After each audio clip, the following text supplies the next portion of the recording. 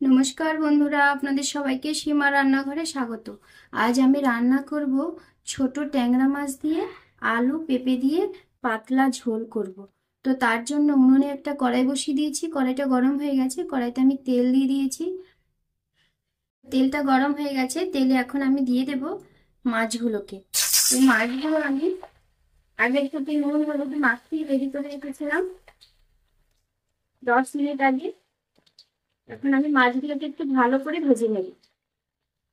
তো মাছগুলো মাছগুলোর একটা সাইড ভাজা হয়ে গেছে, আমি আরেকটা সাইড উল্টিয়ে দেব ভাজা হবার জন্য। তো মাছগুলোকে কিন্তু একটু কড়া করে ভাজতে হবে, যেহেতু ঝোল করব সেই জন্য। আর জিওল মাছের ঝোল তো এমনিতেই টেস্টি হয় আর ভীষণ উপকারী, ভীষণ পুষ্টি আছে। তো আপনারা ওইভাবে একদিন বানাবেন। আর সবাই ছোট বড় সবার জন্যই এই জিওল মাছের ঝোল কিন্তু ভীষণ উপকারী। তো মাছগুলো আমি উল্টিয়ে দিয়েছি, একটা সাইড ভাজা হয়ে যাবার পরে আরেকটা সাইড ভাজা হচ্ছে। মাছগুলো ভাজা হয়ে গেছে, মাছগুলোকে এখন আমি তুলে নেব।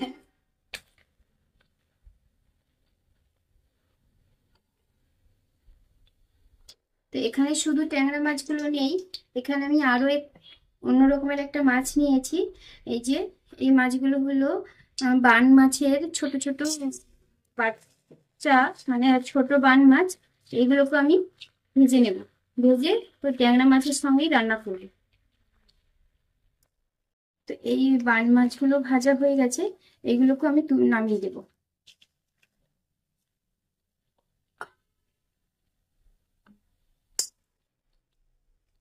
বান মাছগুলোকে আমি নামিয়ে দিয়েছি।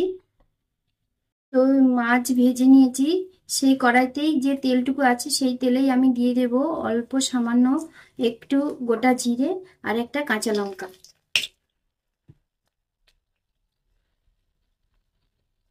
এটা ভাজা হয়ে গেছে, এখন আমি দিয়ে দেব পেঁপে আর আলু। তো পেঁপে আর আলুগুলোকে আমি যে এরকম সরু সরু করে কেটে নিয়েছি, একটু লম্বা লম্বা করে।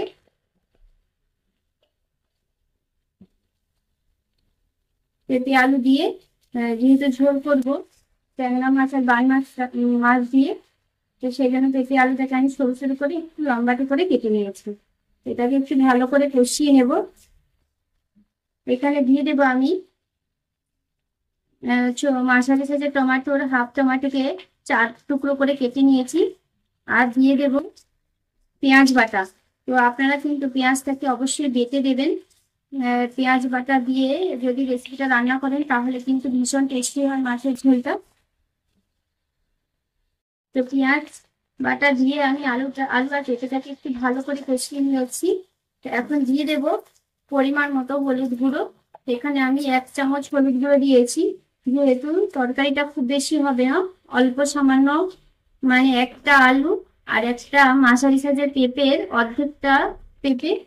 তো সেই জন্যই আমি 1 চামচ হলুদ গুঁড়ো দিয়েছি। এখন দিয়ে দেবো আমি স্বাদ মতো নুন। এখানে আমি ছোট বড় চামচের 1.5 চামচ নুন দিয়েছি। দেবো আমি জিরে বাটা। এখানে আমি 1 চামচ জিরেকে বেটে নিয়েছি, তো আপনারাও জিরেটাকে একটু বেটে দেওয়ার চেষ্টা করবেন। বেটে দিলে মাছের ঝোলের টেস্টটা অনেক গুণ বেড়ে যাবে। যেহেতু জ্যান্ত মাছ আর জিওল মাছের ঝোল, জিরে বাটা আর সামান্য একটু পেঁয়াজ বাটা দিলে মাছের ঝোলের টেস্টটা অনেকটা বেড়ে যায়। আপনারা অবশ্যই একটু জিরে বাটা আর পেঁয়াজ বাটা দেওয়ার চেষ্টা করবেন। পেঁয়াজটাকে বেটে দিতে হবে আর জিরেটাকেও বেটে দিতে হবে। তো এখানে আমি দিয়ে দেব এই যে 1 চামচ হলুদ লঙ্কার গুঁড়ো। খুব বেশি ঝাল দেব না। তো আলু আর পেঁপেটাকে আমি ভালো করে কষিয়ে নিয়েছি মশলাগুলোর সঙ্গে। এখন দিয়ে দেব পরিমাণ মতো জল। আর খুব বেশি তেল দিইনি আমি, যে যতটুকু তেল দিয়ে মাছ ভেজেছিলাম সেই যে একটু বাকি তেল ছিল, বাকি তেলটুকু দিয়ে আমি মাছের ঝোলটা রান্না করেছি। খুব বেশি তেল বা মশলা দিইনি, যেহেতু জ্যান্ত মাছ জিওল মাছ, সেই জন্য। জিওল মাছে খুব একটা তেল না দিলেই ভালো হয়। তো আমি সবজিটাতে পরিমাণ মতো জল দিয়ে দিয়েছি ঝোলের জন্য। আর বেশি ঝোল দেওয়ার দরকার নেই। তো এখন আলু আর পেঁপেটা সেদ্ধ হতে দেবো আমি। চলুন দেখি আলুটা কতটা সেদ্ধ হয়েছে মাছের ঝোলের। আলুটা কিন্তু খুব সুন্দর সেদ্ধ হয়ে গেছে। এখন আমি দিয়ে দেবো ভেজে রাখা মাছগুলোকে।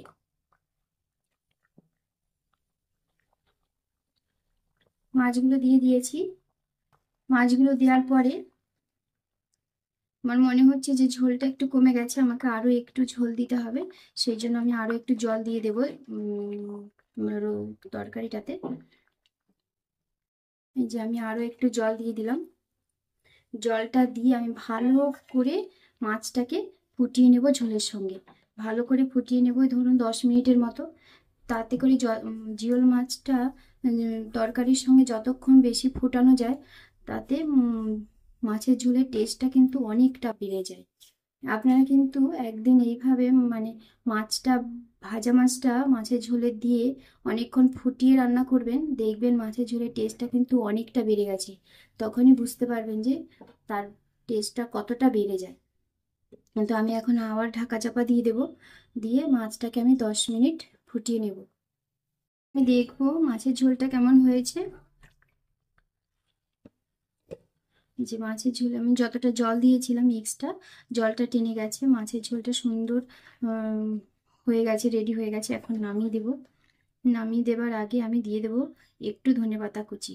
দেখুন আলুটা খুব সুন্দর সেদ্ধ হয়ে গেছে, পেঁপেটাও খুব সুন্দর সেদ্ধ হয়ে গেছে, আর মাছের ঝোল থেকে খুব সুন্দর একটা গন্ধ ছাড়ছে। তো এখন দিয়ে দেবো আমি ধনেপাতা কুচি। তো আপনারাও ধনেপাতা কুচিটা দেওয়ার চেষ্টা করবেন। যদি ধনেপাতা না থাকে তাহলে না দিলেও কোনো অসুবিধে নেই, তো দিলে একটু ভালো লাগবে। সেই এটাই ব্যাপার। তো আপনারা আমার ভিডিওটা দেখে আপনাদের কেমন, আমার এই জিওল মাছের ঝোলের রেসিপিটা আপনাদের কেমন লাগলো সেটা কমেন্ট করে জানাবেন। যদি ভালো লাগে তাহলে একটা লাইক করে দেবেন, আর শেয়ার করে দেবেন। আর যারা আমার চ্যানেলটা নতুন দেখছেন তারা অবশ্যই একটা সাবস্ক্রাইব করে দেবেন। পাশে বেল আইকনটি ক্লিক করে দেবেন, যাতে করে যে প্রতিদিন আমি ভিডিওটা ছাড়ছি সেই ভিডিওটা আপনাদের কাছে সবার প্রথমে পৌঁছে যায়। তো সবাই ভালো থাকবেন, সুস্থ থাকবেন, সবাইকে টাটা।